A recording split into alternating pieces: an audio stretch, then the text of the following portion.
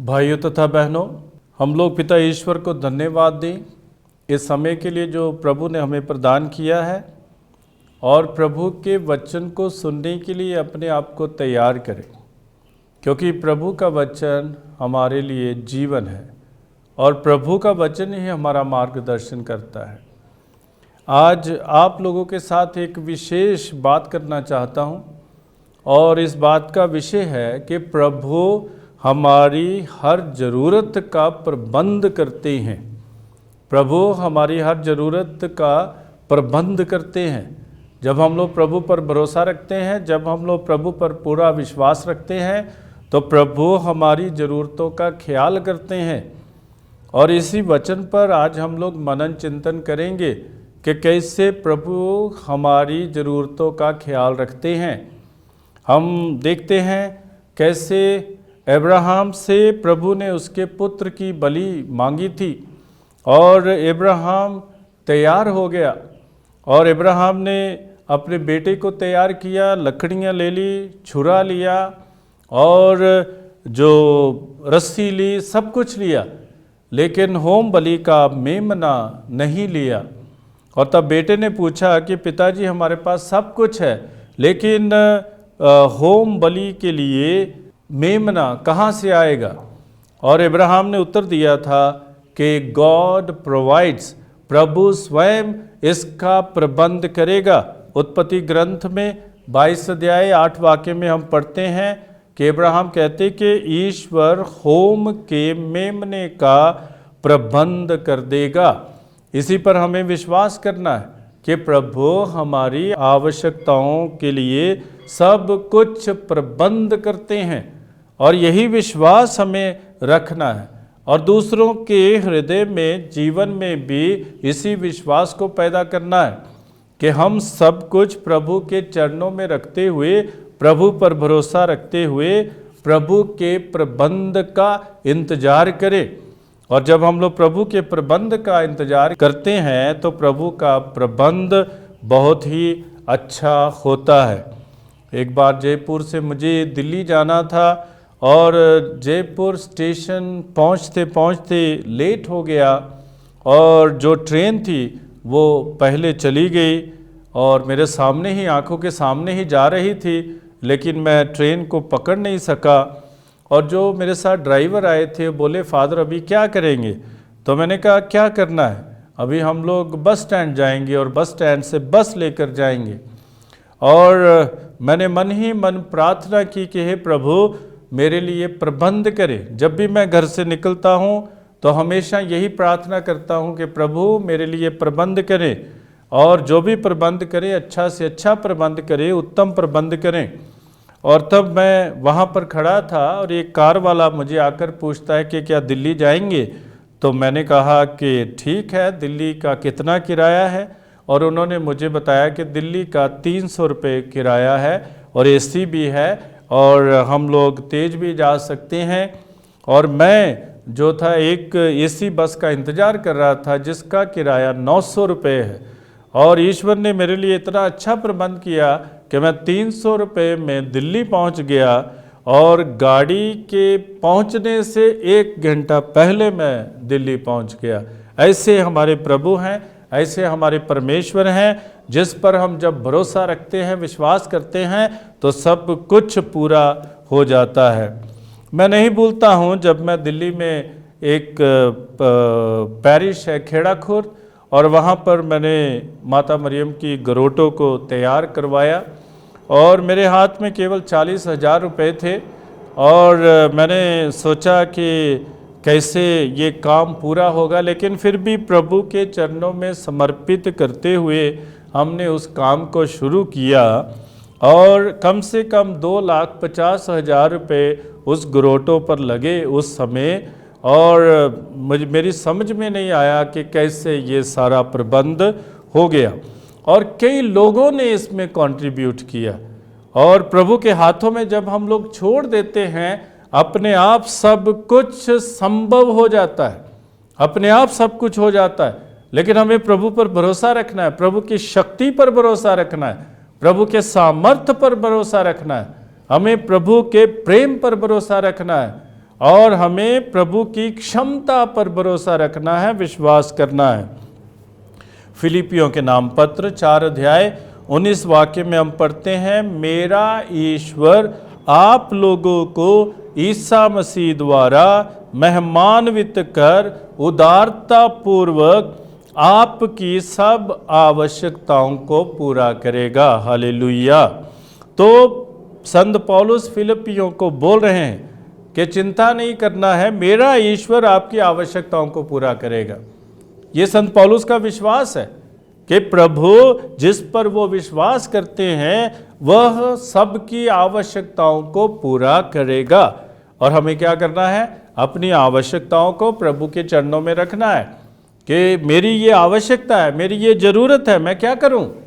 मैं क्या करूं? मुझे प्रभु को सलाह नहीं देना है, लेकिन प्रभु की सलाह मुझे लेना है कि आप प्रबंध करें और आप क्या चाहते हैं कि मैं करूं, और जैसे आप चाहते हैं वैसे मेरे जीवन में हो जाए। तो हमारी हर आवश्यकता को प्रभु देखते हैं, प्रभु प्रबंध करते हैं हमारे लिए।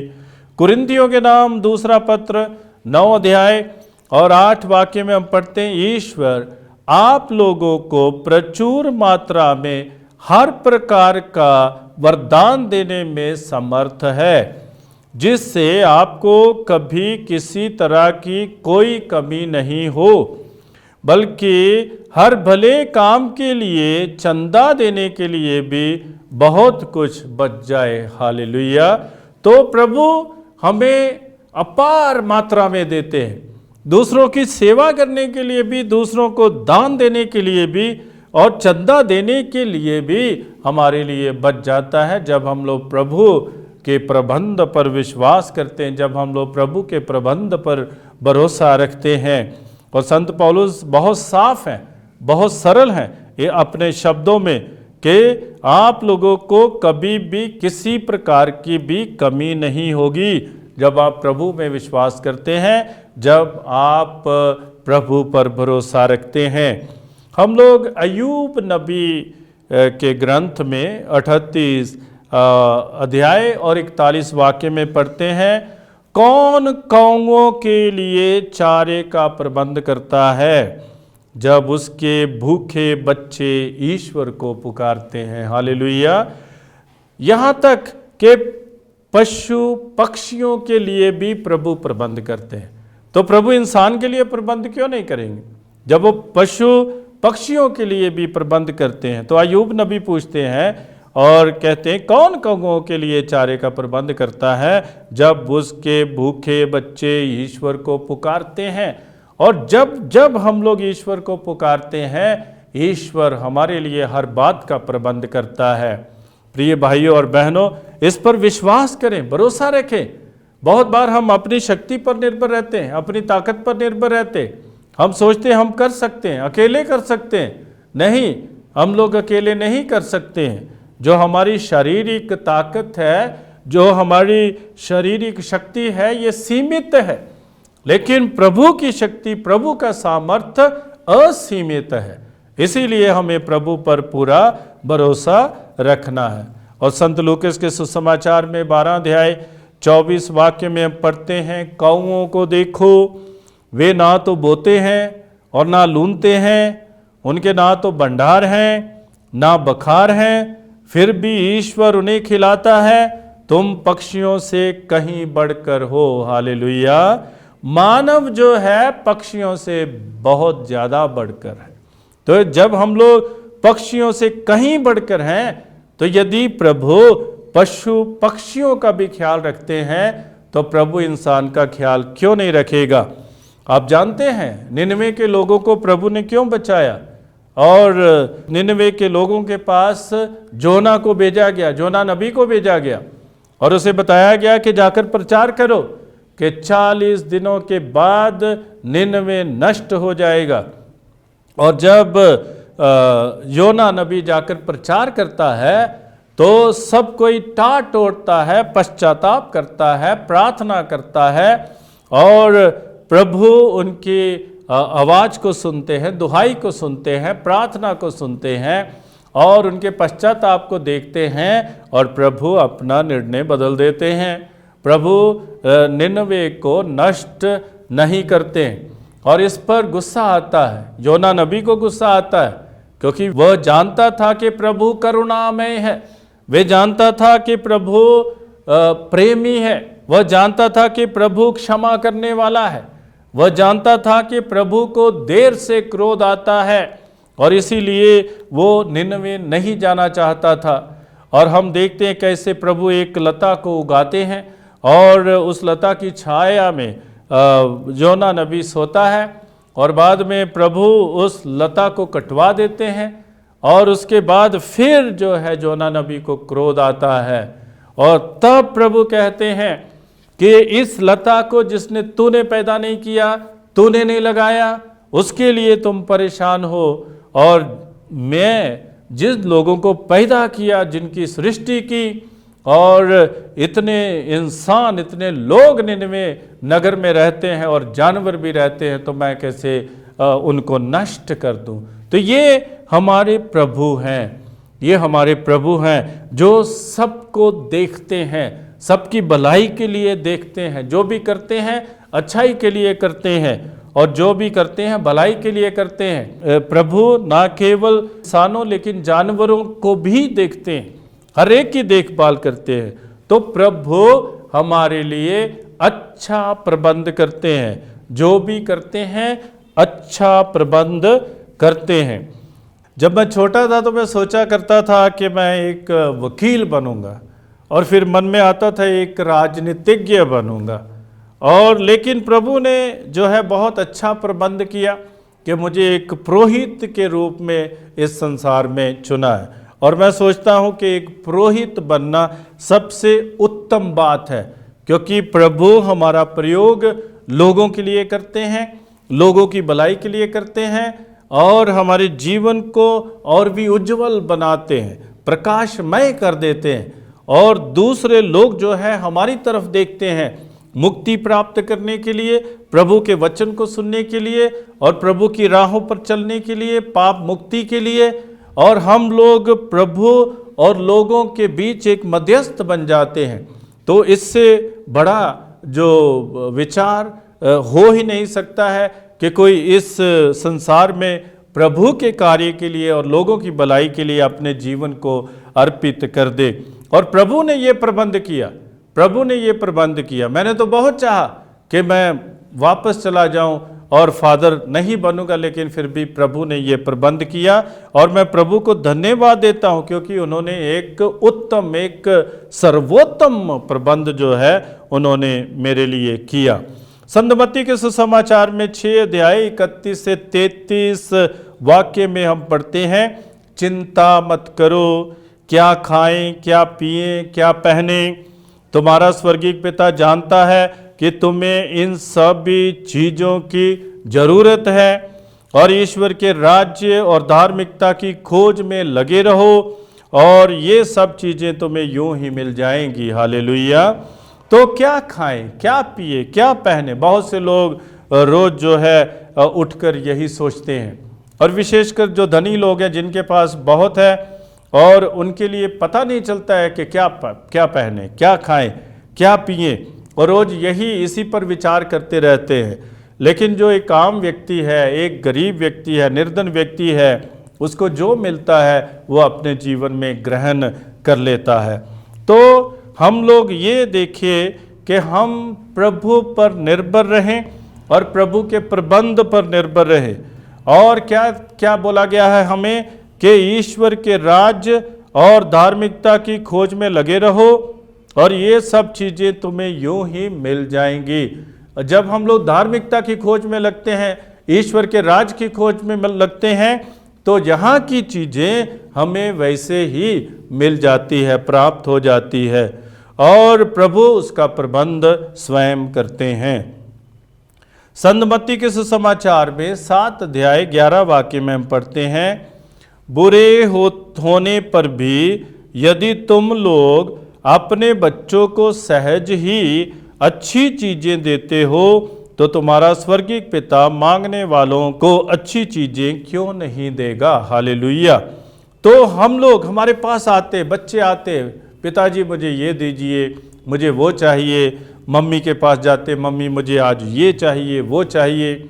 और क्या लिखा है कि क्या कोई मछली मांगेगा तो उसका पिता, उसकी मम्मी जो है उसको बिच्छू नहीं देगी, वो तो मछली ही देगी या मछली ही देगा। तो वैसे ही लिखा है कि यदि आप बुरे होते हुए भी अपने बच्चों को सही चीज़ें देना चाहते हैं तो स्वर्गीय पिता क्यों नहीं हमें जो मांगते हैं उनको अच्छी चीज़ें देंगे। तो स्वर्गीय पिता हमें वही देते हैं जो हमारे लिए अच्छा है।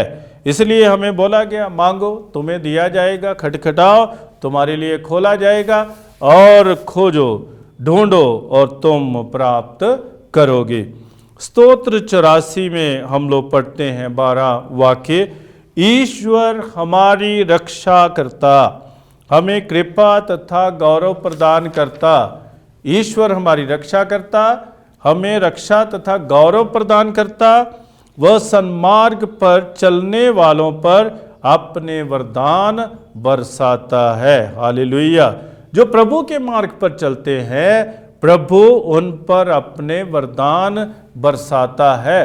प्रभु जानते हैं कि मुझे क्या जरूरत है, मेरी क्या आवश्यकता है।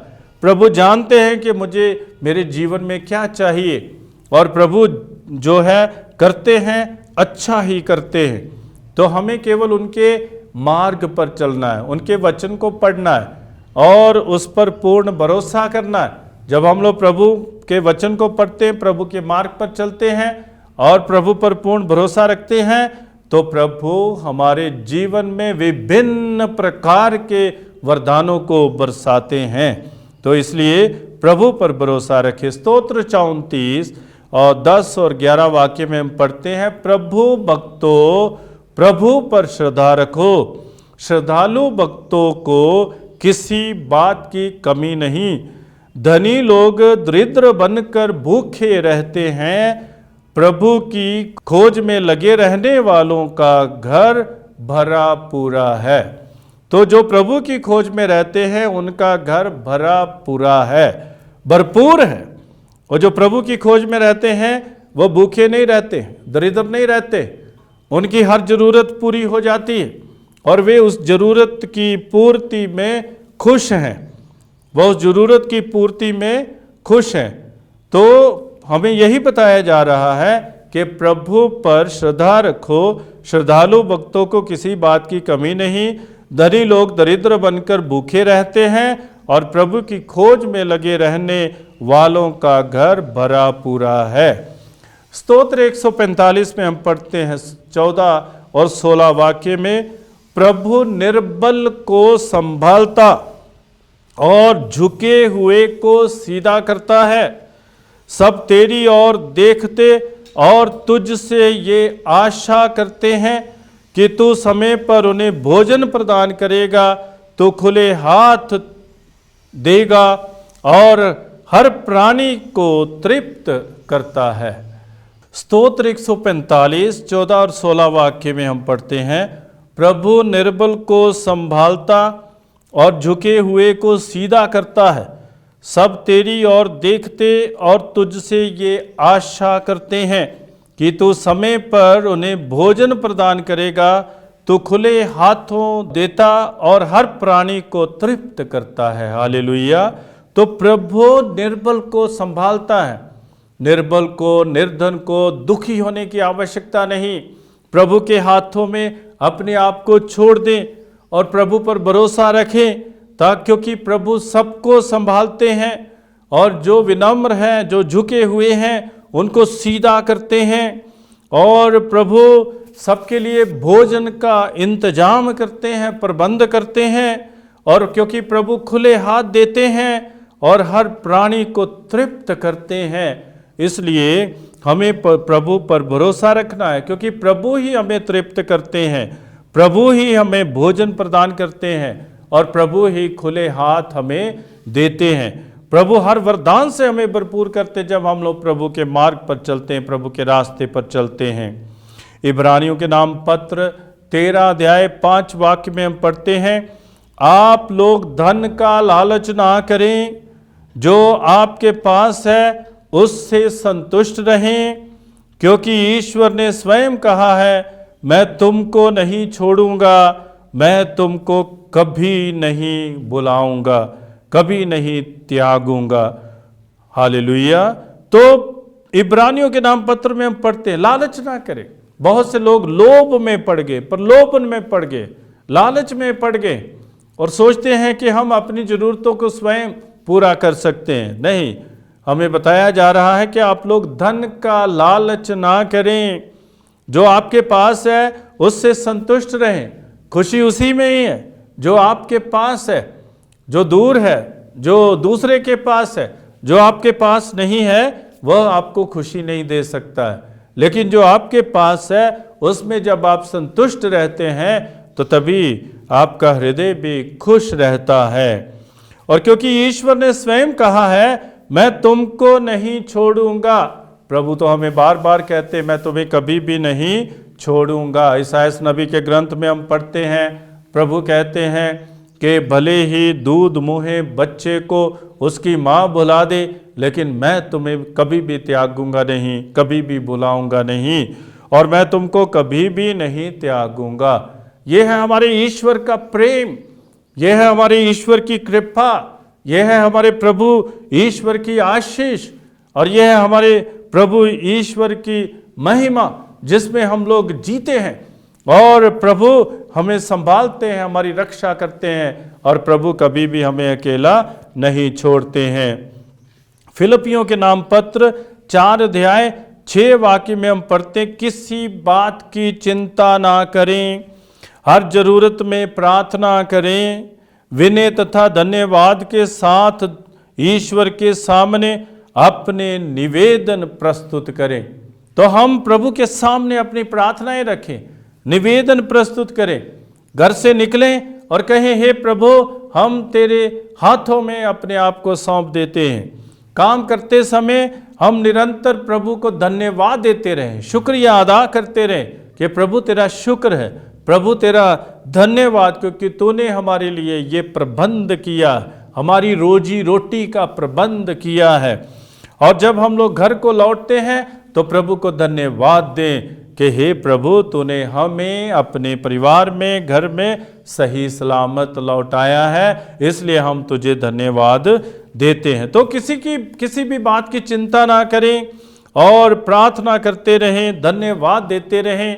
और सबसे उत्तम प्रार्थना जो है वो धन्यवाद की प्रार्थना है। बहुत से लोग प्रभु से बहुत कुछ ग्रहण करते हैं, अपने वरदानों को प्राप्त करते हैं, लेकिन धन्यवाद नहीं देते हैं। मैं सोचता हूं कि सुबह से शाम उठते हम हमेशा प्रभु को धन्यवाद ही दें कि प्रभु तू ही मेरा चरवाहा है, मुझे किसी बात की कमी नहीं है, तू ही मुझे संभालता है, तू ही मेरी रक्षा करता है, तुझे धन्यवाद, तेरी महिमा हो, तेरी प्रशंसा हो, तेरी जय जयकार हो, तेरी तारीफ हो। क्यों नहीं हम लोग सुबह ही प्रभु की जय जयकार करते हुए दिन की शुरुआत करें।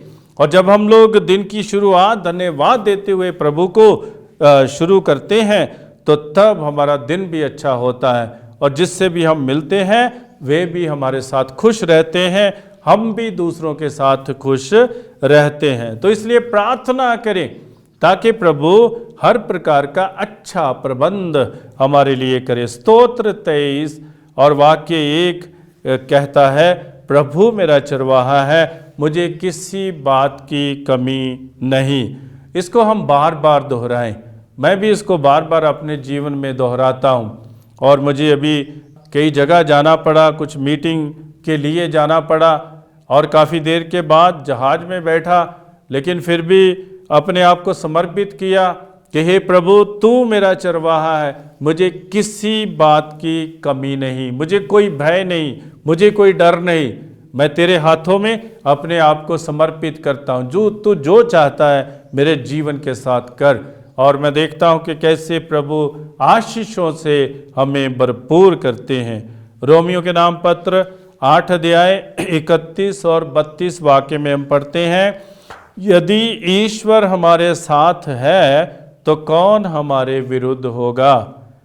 उसने अपने निजी पुत्र को भी नहीं बचाया, उसने हम सबके लिए उसे समर्पित कर दिया, तो इतना देने के बाद क्या वह हमें सब कुछ नहीं देगा? जब उसने अपने बेटे को भेज दिया, संत योहन के सुसमाचार में 3 अध्याय 16-17 वाक्य में पढ़ते हैं कि ईश्वर ने संसार के साथ इतना प्यार किया कि उसने अपने इकलौते पुत्र को भेज दिया। और क्यों नहीं, जब उसने अपने इकलौते पुत्र को भेज दिया, उस कुर्बान कर दिया हम सबकी मुक्ति के लिए, हमें बचाने के लिए, तो क्या लिखा है? तो इतना देने के बाद क्या वह हमें सब कुछ नहीं देगा? और जब प्रभु हमें देगा तो क्यों नहीं हम लोग उसको स्वीकार करें, सहर्ष स्वीकार करें। सूक्ति ग्रंथ में हम लोग पढ़ते हैं 3 अध्याय 5 से 6 वाक्य में, तुम सारे हृदय से प्रभु पर भरोसा करो, अपनी बुद्धि पर निर्भर मत रहो, अपने सब कार्यों में उसका ध्यान रखो, वह तुम्हारा मार्ग प्रशस्त कर देगा। तो हम हर बात में प्रभु पर भरोसा रखें, प्रभु पर विश्वास करें, हम हर बात में प्रभु के साथ जुड़े रहें। और जब हम लोग प्रभु पर भरोसा रखते हैं, प्रभु पर विश्वास करते हैं, तो हम कभी भी प्रभु से दूर नहीं होते हैं, लेकिन प्रभु की कृपा का आनंद अपने जीवन में हम लोग मनाते हैं। यिर्मयाह नबी का ग्रंथ 17 अध्याय 7 से 8 वाक्य में हम पढ़ते हैं, धन्य है वह मनुष्य जो प्रभु पर भरोसा रखता है, जो प्रभु का सहारा लेता है।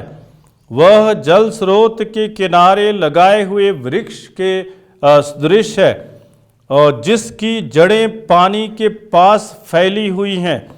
वह कड़ी धूप से नहीं डरता, उसके पत्ते हरे भरे बने रहते हैं, सूखे के समय उसे कोई चिंता नहीं होती, क्योंकि उस समय भी वह फलता है। हालेलुया। तो धन्य है वह मनुष्य जो प्रभु पर भरोसा रखता है। हमें प्रभु पर भरोसा रखना है, हर परिस्थिति में, हर संकट में, हर खतरे में, हर बीमारी में हमें प्रभु पर भरोसा रखना है, क्योंकि प्रभु हमारे लिए स्वयं हर बात का प्रबंध करते हैं। संत याकूब के पत्र में हम पढ़ते हैं 1 अध्याय और 5 से 6 वाक्य में, ईश्वर खुले हाथ और खुशी से सबको देता है, इसलिए विश्वास के साथ और संदेह किए बिना प्रार्थना करनी चाहिए। और हमें कभी भी संदेह नहीं करना है। जब हम प्रार्थना करते हैं कभी भी संदेह नहीं करना है, शक नहीं करना है। लेकिन हम प्रार्थना में जब बैठते हैं तो हम प्रभु पर भरोसा रखते हुए बैठें, प्रभु पर विश्वास करते हुए बैठें। जब हम लोग विश्वास करते हैं तो तब सब कुछ संभव है। प्रभु के लिए, हमारे जीवन में करने के लिए सब कुछ संभव है। और जो हम सोचते हैं कि ये हमारे लिए असंभव है, जब हम लोग प्रभु पर भरोसा रखते हैं, प्रभु पर विश्वास करते हैं, तो तब हमारे लिए सब कुछ संभव हो जाता है। प्रार्थना विश्वास के साथ करें। कुछ लोग दिखावे के लिए प्रार्थना करते हैं, कुछ लोग प्रभु की परीक्षा लेने के लिए प्रार्थना करते हैं, और कुछ लोग ऐसे भी हैं जो एक दूसरे को देखते हुए प्रार्थना करते हैं। लेकिन हमारी प्रार्थना हृदय से पैदा होनी चाहिए। हमारी प्रार्थना विश्वास की प्रार्थना होनी चाहिए, भरोसे की प्रार्थना होनी चाहिए। जब हम लोग प्रभु पर विश्वास करते हुए प्रार्थना करते हैं तो प्रभु हर बात का हमारे जीवन में प्रबंध करते हैं, और उस प्रबंध के लिए हम लोग प्रभु को धन्यवाद दें। प्रिय भाइयों तथा बहनों, हम जानते हैं कि हम प्रभु के बिना कुछ भी नहीं हैं। जब हम लोग प्रभु के साथ हैं सब कुछ संभव है। प्रभु की कृपा संभव है, प्रभु की आशीष संभव है, प्रभु की महिमा संभव है, और प्रभु जो कुछ भी हमारे जीवन में करना चाहते हैं वह संभव है। इसलिए अपने आप को प्रभु के चरणों में हम लोग सहर्ष छोड़ दें। आइए हम लोग प्रार्थना करें। हे सर्वशक्तिमान पिता परमेश्वर, तूने हमारी सृष्टि की है और तू हमारी देखभाल करता है, तो हमें संभालता है, हमारी रक्षा करता है, तो हमारे साथ साथ चलता है।